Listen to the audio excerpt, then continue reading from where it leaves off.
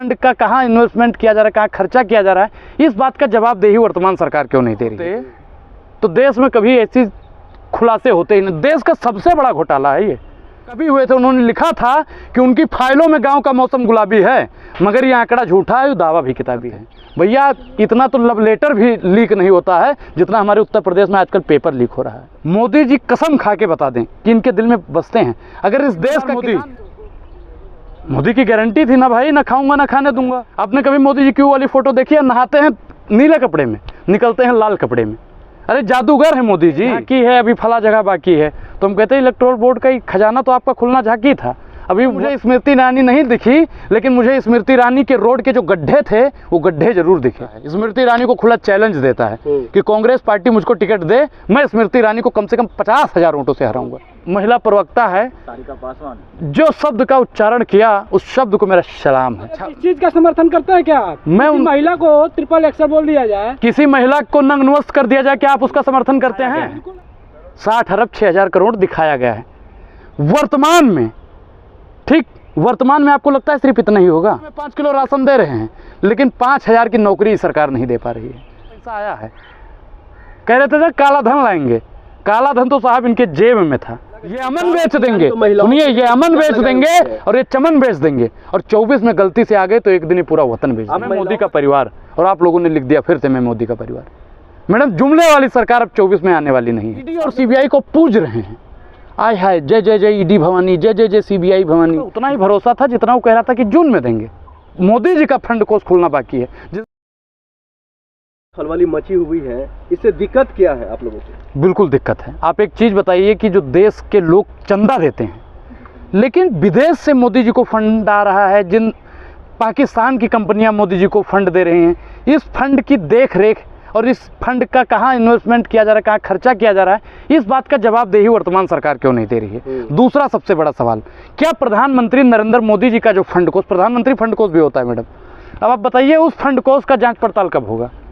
ये कहते हैं ना कि ये झांकी है, अभी फला जगह बाकी है, तो हम कहते हैं इलेक्टोरल बोर्ड का खजाना तो आपका खुलना झांकी था, अभी मोदी जी का फंड कोष खुलना बाकी है। जिस दिन मोदी जी का फंड कोष खुल गया ना, विदेश वाला कितना कितना फंडिंग देता है, स्मृति ईरानी जी ने कितना फंड किया है, मोदी जी को और किसने कितना फंड किया है, सबका मैडम खुलासा होगा।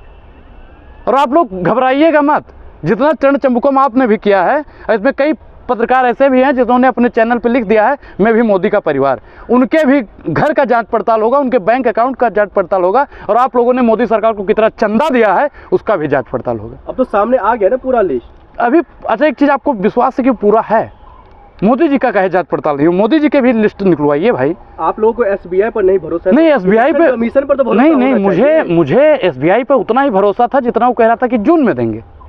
वो तो साहब चंचूड़ जी का शुक्रिया अदा करते हैं हम लोग। अगर जज साहब ईमानदार ना होते तो देश में कभी ऐसी खुलासे होते ही नहीं। देश का सबसे बड़ा घोटाला है ये। वॉशिंग मशीन इन्हीं के पास में है। हमारी वाली वॉशिंग मशीन में आए थे जो कहा था कि 50 दिन का समय दे दीजिए, अच्छे दिन नहीं लौटाए तो चौराहे पर खड़ा कर देना। अब मैं सोच रहा हूँ भैया कि इतना पैसा आ गया है, आपके 15-15 लाख हमारे मिलेंगे? देश का तमाम लोग आस लगा के बैठा है कि 60 अरब से ज़्यादा पैसा आया है। कह रहे थे ना काला धन लाएंगे। काला धन तो साहब इनके जेब में था। काला धन जितना नोटबंदी करके पैसा इकट्ठा हुआ सब इन्होंने अपने अकाउंट में डाल लिया। अमित शाह बोल रहे हैं कि सिर्फ हमें 6,000 करोड़ मिला है, बाकी पार्टियों को तो 14,000 करोड़ मिला है, तो दिक्कत क्या है इसमें? 6,000 करोड़ है वो। पढ़े लिखे नहीं हो भाई। आप पहले ट्विटर खोलिए और मैं आपको दिखाता हूँ, और आप पढ़िएगा जरूर। पढ़े हैं कि नहीं पढ़े हैं अभी? कितना पढ़े? 6,000 करोड़ है, लगभग 6,000 करोड़। ये क्या लिखा है, पढ़ो इसको, बताइए क्या लिखा है। अरे आप पढ़ोगे ना भाई। 8,000 अरब कितना होता है? आपको मैथ नहीं आता है तो अरे हम सुनो पहले, करते हैं 6,000 करोड़ बताया। 60, सुनो पहले, हम बता रहे हैं 60 अरब। हाँ, ठीक, 60 अरब हो गया। अब बताइए, ये सिर्फ दिखाया गया है, 60 अरब 6,000 करोड़ दिखाया गया है वर्तमान में। ठीक, वर्तमान में आपको लगता है सिर्फ इतना ही होगा? मुझे तो बिल्कुल नहीं। लश्कर भी तुम्हारा है, सरदार भी तुम्हारा है, तुम सब, दो अखबार भी तुम्हारा है। इस दौर के फरियादी जाएं तो कहाँ जाएं? सरकार भी तुम्हारा है, एसबीआई भी तुम्हारा है, मीडिया भी तुम्हारा, सब कुछ तुम्हारा ही तो है। हम लोग जाएं तो कहाँ जाएं? आप बताओ। 400 पार हो रहे हैं इस बार? हाँ, 400 पार हो रहा है बिल्कुल। दाल का रेट 400 पार, तेल का भी 400 पार। आप लोग जिस बस से आए हैं ना, जिस मेट्रो से आए, जिस हो सकता है आप लोग तो चौपहिया से आए होंगे, बड़ी बड़ी कार से आते हैं, डीजल पेट्रोल भी 400 पार, 400 पार जाएगा, हम तनिक भी इसमें संशय नहीं है। लेकिन भाजपा की 400 पार सीटें नहीं जाएंगी, इस बात की मैं गारंटी देता हूँ। मोदी जी तो कह रहे हैं जो हमारे दिल में बसते हैं जनता, दिल में मोदी बसते हैं, किसान बसते हैं, युवा बसते हैं। आपने गरीब का नाम लिया, किसान का नाम लिया और युवा का नाम लिया। मोदी जी कसम खा के बता दें कि इनके दिल में बसते हैं। अगर इस देश का किसान मोदी जी के दिल में बसा होता तो मोदी जी किसानों को लाठी खाने के लिए छोड़ते? मैडम आप बताइए। आप लोग पत्रकार हैं, अभी आपकी उम्र महज 30 से और 28 साल के बीच में होगी, ठीक है? और अब बताइए युवाओं के लिए मोदी जी कितना काम करते हैं। भैया इतना तो लव लेटर भी लीक नहीं होता है जितना हमारे उत्तर प्रदेश में आजकल पेपर लीक हो रहा है। 4 साल के बच्चों का मैडम उतना डायपर भी लीक नहीं होता है जितना हमारे उत्तर प्रदेश में पेपर लीक हो रहा है। अनुराग, और बात की गरीबों की, जिसको मोदी कहते हैं, जिसको किसी ने नहीं पूछा, उसने मोदी ने उसको पूछा और पूजा भी। बात सही है। ईडी और सीबीआई को विपक्ष ने कभी पूछा नहीं, ज़्यादा नहीं परेशान किया। ईडी और सीबीआई को पूज रहे हैं, आय हाय जय जय जय ईडी भवानी, जय जय जय सीबीआई भवानी, जय जय जय आईटीआई भवानी। मतलब क्या कर रहे हैं मोदी जी? मोदी जी कौन मैं खामा खा? प्रधानमंत्री नरेंद्र मोदी जी को मंथन करना चाहिए कि मुद्दा क्या होगा। 2014 में उन्होंने क्या कह दिया, मैं चाय वाला, आप लोगों ने लिख दिया चाय वाला। 2019 में उन्होंने कहा मैं चौकीदार, आप लोगों ने लिख दिया चौकीदार। 2024 में उनका क्या एजेंडा चल रहा है, मैं मोदी का परिवार, और आप लोगों ने लिख दिया फिर से मैं मोदी का परिवार।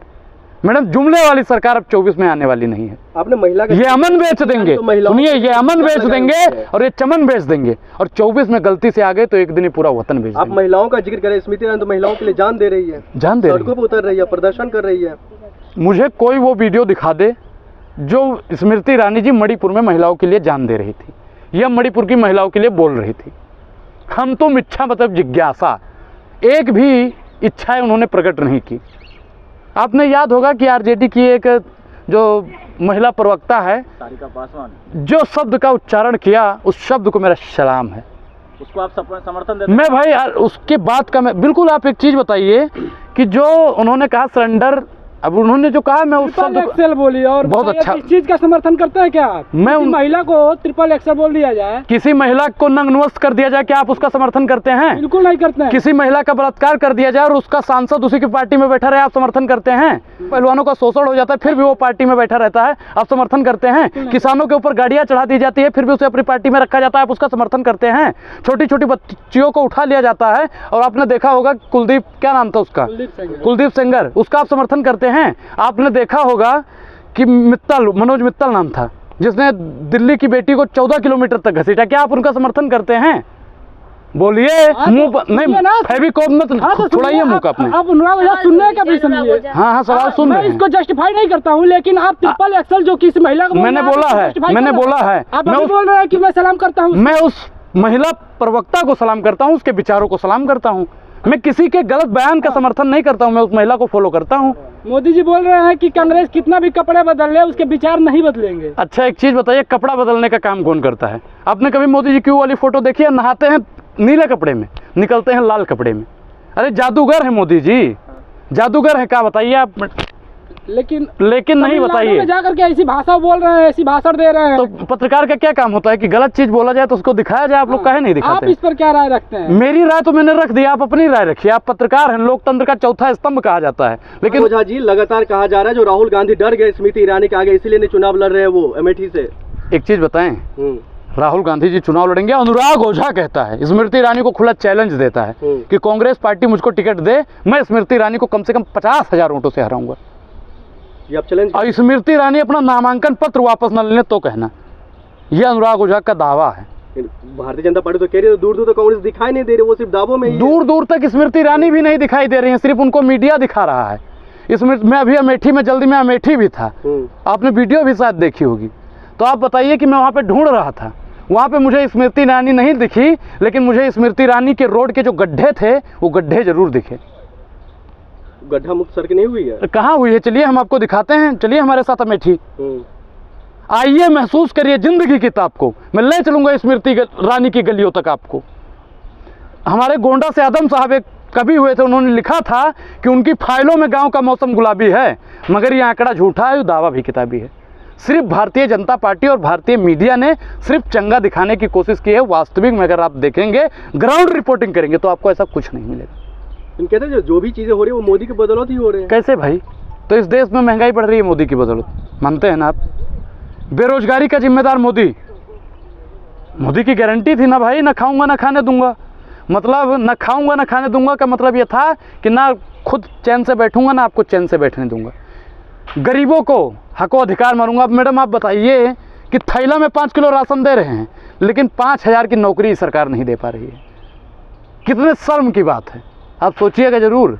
और आप लोग घर पे चिंता भी बैठ कर किया करिए कि आप लोग बीजेपी का बटन दबा देने से देश का उद्धार होने वाला नहीं है। भगत सिंह ने एक लाइन बोली थी, भगत सिंह जी ने, कि जिस मिट्टी में हमारा जन्म हुआ है उस मिट्टी के लिए अगर मिट्टी में मिल जाना पड़े तो हम पीछे हटने वाले नहीं हैं। लेकिन आप लोगों ने अपने वजूद से, अपने स्वाभिमान से, अपने आत्मसम्मान से और देश के संविधान से समझौता कर देने का काम किया है। 2 करोड़ की नौकरियों के बारे में वो तो मोदी जी आए एक बार हमारे सामने, उन्होंने कहा था कि 2 करोड़ रोजगार देंगे। 2 करोड़ रोजगार तो साहब वो नहीं दे पाए, लेकिन 2 लोगों को उन्होंने रोजगार दिया, अडानी जी को और जय शाह जी को।